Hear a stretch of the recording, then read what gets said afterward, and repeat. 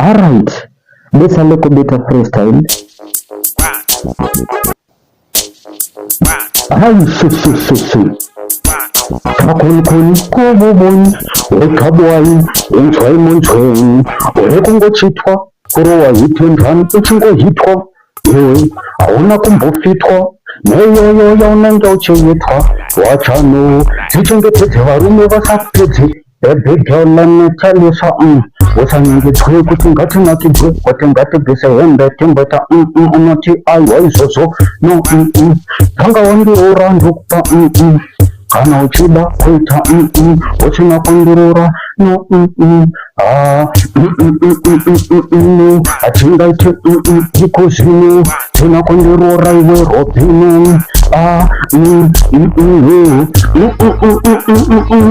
atingaite ikuzino tina kundurura iwe robino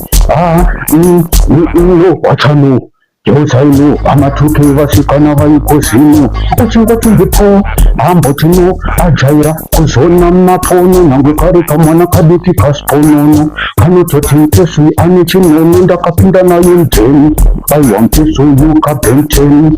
anokondwa, na holitina, nokondwa na generala teni, chazochema, vakomana muraimba kokosema, vachiti madhara wabwaka kutema, inzonzwe mwana iwewe kana munhu achida kurara newe unoti aiwa no tanga wandirora ndokupa kana uchida kuita usina kundirora no atingaite ikozvino sina kundirora iwe robino kabum